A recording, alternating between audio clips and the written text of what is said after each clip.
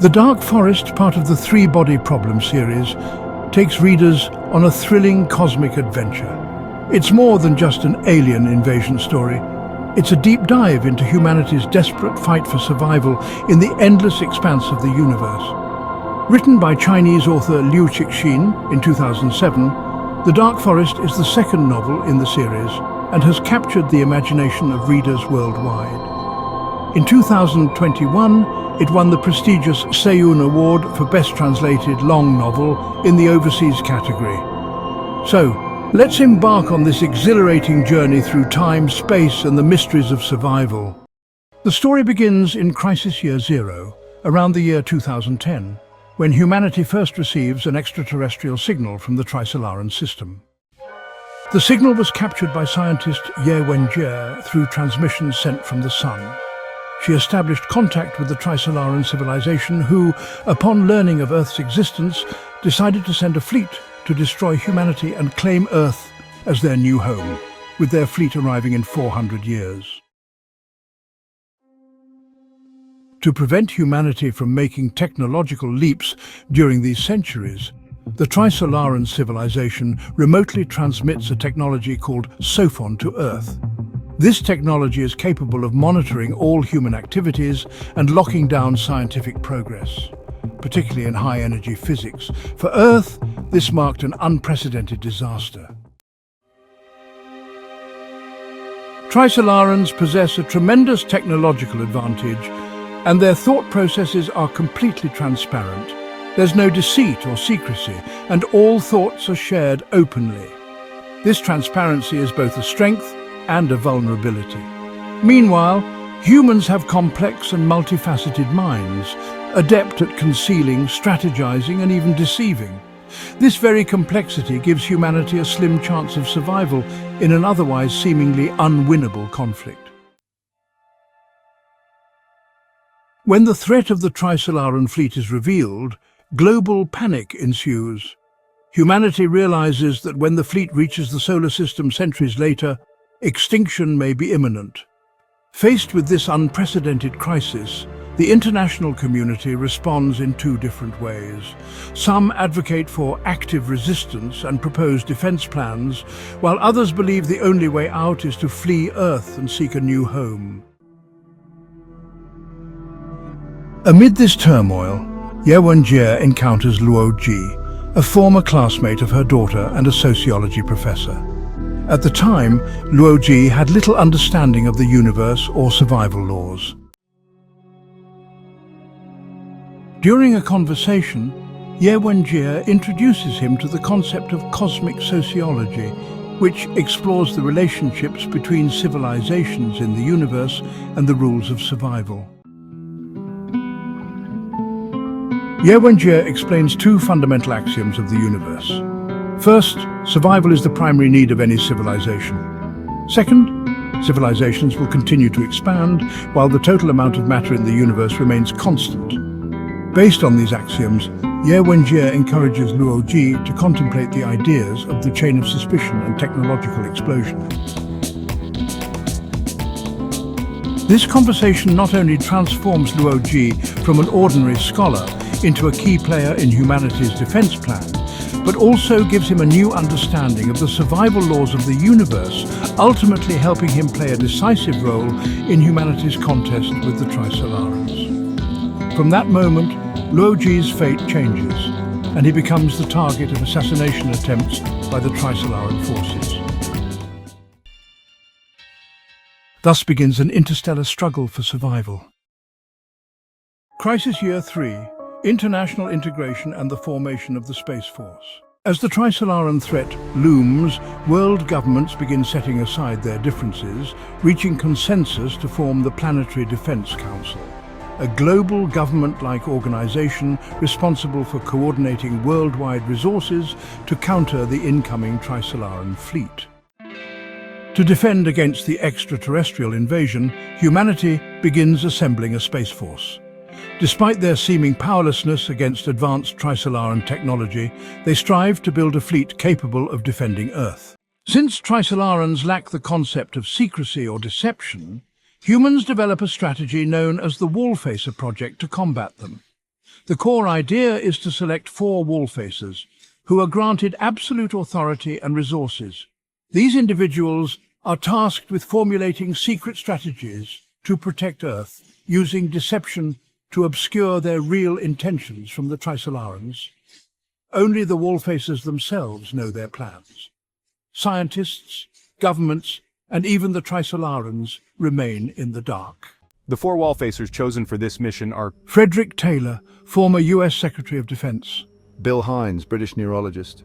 Manuel Reyes, former president of Venezuela, famous for repelling a U.S. invasion. Luo Ji, a sociologist selected merely because the Trisolarans have placed a kill order on him. Although the Trisolarans monitor all human actions through sophons, they cannot read the Wallfacers' minds. To counter this uncertainty, the Trisolarans enlist Earth's traitors as breakers, individuals dedicated to unraveling the Wallfacers' plans. Wallfacer Frederick Taylor devised a plan to create a fleet armed with short-range, high-powered spherical lightning weapons. His strategy involved launching a desperate, suicidal attack on the Trisolaran fleet during the final battle. However, Tyler's breaker, the individual assigned by the Trisolarans to undermine him, exposed his true goal. Tyler wasn't just aiming for a straightforward attack. He intended to use spherical lightning and macroatomic weapons against Earth's fleet, turning it into a ghost fleet composed of quantum phantoms that would face off against the Trisolarans. The breaker revealed, however, that whether Tyler succeeded or not, the Trisolarans wouldn't care. With his plan exposed and publicized, Tyler fell into despair and took his own life, overwhelmed by hopelessness for the future. Wallfacer Manuel Rey Diaz aimed to create more powerful hydrogen bombs as his weapon of choice. He oversaw the construction of nuclear weapons with yields reaching hundreds of megatons, planning to test them on Mercury.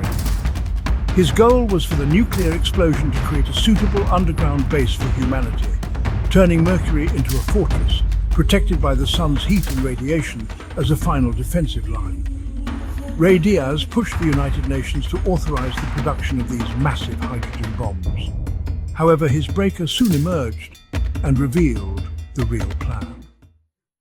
Rey Diaz intended to use the threat of detonating these bombs on Mercury to negotiate with the Trisolaran fleet.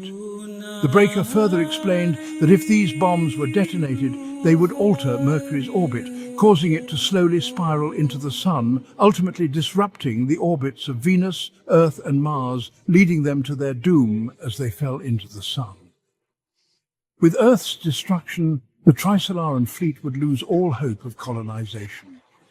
The breaker stated that creating the number of star-class hydrogen bombs required for this plan was impossible. Eventually, Rey Diaz fled to Venezuela but met his end in a violent uprising, driven by the fury of his own people upon discovering his plan. Wallfacer Bill Hines, along with his wife Keiko Yamasan, focused their research on enhancing human intelligence. Their hope was to unlock the brain's potential to secure humanity's future. After developing a tool to imprint thoughts directly into the brain, their research hit a technological bottleneck. With progress stalled, the couple chose to enter hibernation, awaiting future advancements.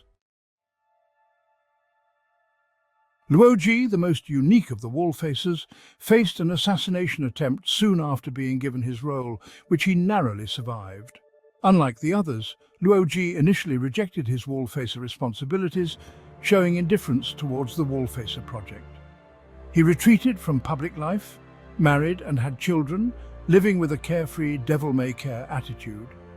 While other Wallfacers built grand plans, Luo Ji used the vast resources allocated to him for personal enjoyment. He walked leisurely through his idyllic retreat, a far cry from the war preparations of his peers. Eventually, the United Nations, frustrated with his inaction, forced his wife and child into hibernation, which finally pushed Luo Ji into action. Motivated by his love for his family, Luo Ji revisited the theory Ye Wenjie had shared with him years earlier.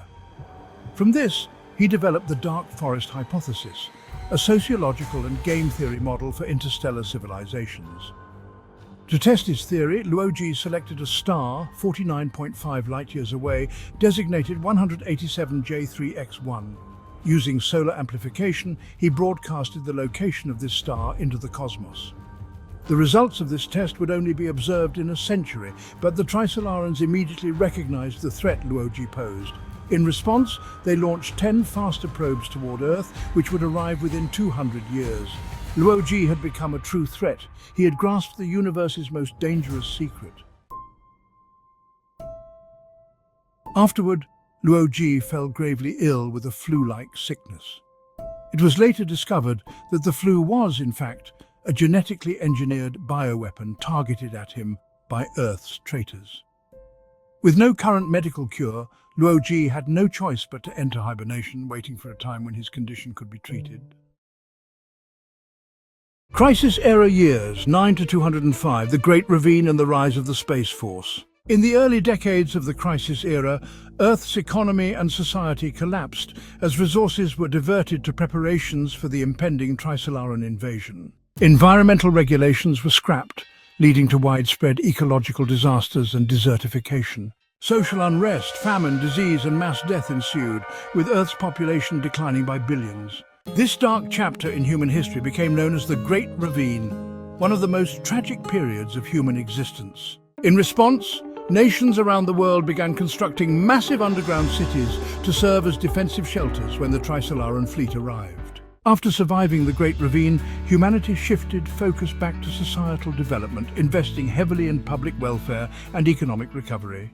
The world emerged into a state of peace and prosperity, almost reaching a utopian ideal. Despite the Sophon blockades, technology advanced significantly. The Space Force, Earth's last line of defense, expanded and developed new technologies, establishing orbital defense platforms and creating a network of defenses surrounding the planet. Thousands of massive warships, capable of achieving 15% of the speed of light and possessing enough firepower to destroy planets, patrolled the solar system. In Crisis Year 205, Wallfacers Luo and Bill Hines were revived from hibernation, awakening to a world vastly different from the one they left behind. With a powerful fleet at humanity's disposal, the possibility of peace negotiations with the Trisolaran fleet was openly discussed. The rapid technological progress made in the decades following the Great Ravine had given humanity a renewed sense of confidence. Many believed that the Space Force was now superior to the Trisolarans, and the belief in humanity's victory in the final battle was strong. However, during the last United Nations hearing for the Wallfacer project, Bill Hines was publicly exposed by his breaker. His true goal was not to elevate human intelligence, but to create the imprinted thought, a device capable of influencing subconscious beliefs. While it was originally presented as a tool to strengthen the Space Force's morale, in reality Hines had used it to spread defeatist ideas among the military, urging them to flee the solar system and preserve humanity's legacy. His breaker was none other than his wife and research partner, Keiko Yamasan. Meanwhile, one of the 10 Trisolaran probes was nearing the solar system. Many on Earth believed this probe signaled a gesture of peace from the Trisolaran fleet. Politically motivated, Earth's entire fleet was dispatched to capture this probe as it approached Saturn. The ships formed an imposing matrix, waiting for the probe's arrival. As the probe, appearing as a solid metallic droplet, approached, it seemed harmless. Humanity believed it to be the long-awaited peace envoy. But suddenly, the probe activated and attacked. The droplet sliced through Earth's fleet effortlessly, obliterating thousands of ships in mere moments.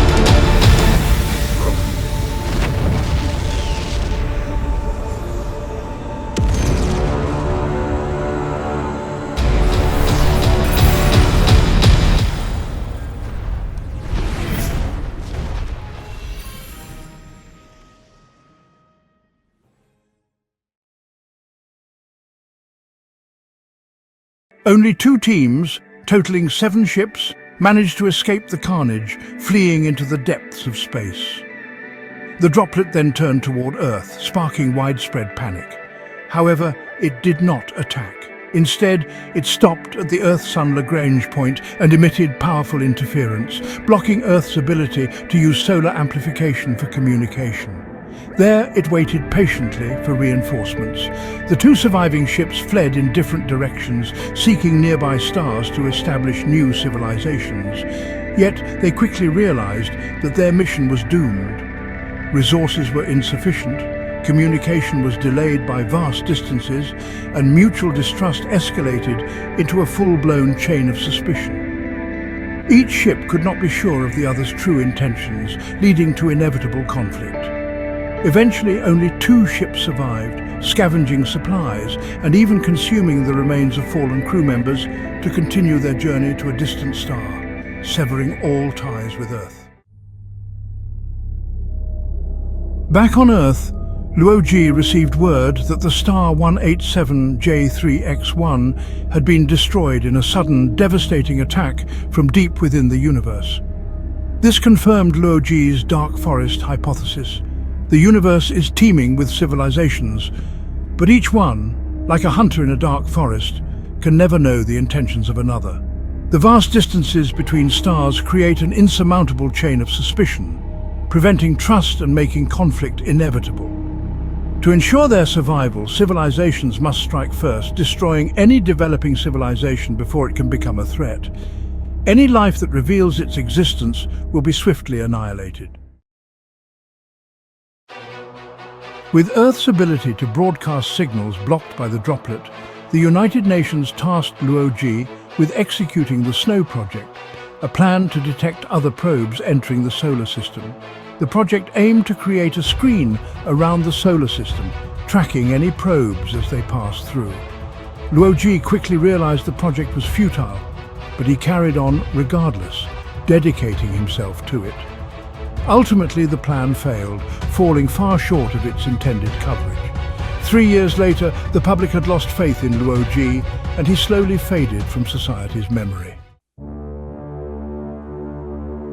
In his final act of defiance, Luoji drove to Ye Wenjie's grave. There, he dug his own grave and delivered a final ultimatum to the Trisolarans through the Sophons that constantly monitored him. He revealed that for the past 3 years, under the guise of conducting harmless solar observations and astrophysical research, he had secretly integrated a broadcasting device with nuclear bombs, ready to be activated at any moment. If detonated, the nuclear explosions would trigger the broadcasting system, turning the Sun into a powerful signal transmitter that would reveal the exact location of the Trisolaran star system to the entire universe. The Trisolarans were painfully aware of the dark forest hypothesis. They knew that once their location was exposed, they would face certain annihilation at the hands of far more advanced civilizations lurking in the cosmos. Luoji's threat struck directly at the heart of their deepest fear. Despite their superior technology, the Trisolarans had no chance of surviving the unknown, predatory forces that roamed the universe. Ultimately, they had no choice but to concede. They agreed to alter the course of their fleet, lift the Sophon blockade on Earth, and share their advanced technology with humanity. Thus, the crisis era came to an end, ushering in the era of deterrence. Epilogue, Eternal Solitude. The story closes with a chilling and philosophical reflection. Luoji understands that even though he has temporarily saved Earth, the threat in the dark forest of the universe remains ever present. He is now both the greatest hero and the loneliest figure in human history. In this vast and infinite cosmos, the survival of civilizations is a cold and ruthless game. No civilization can escape the laws of this dark forest. Humanity's fate still hangs precariously suspended in the endless sea of stars, unseen and unknown.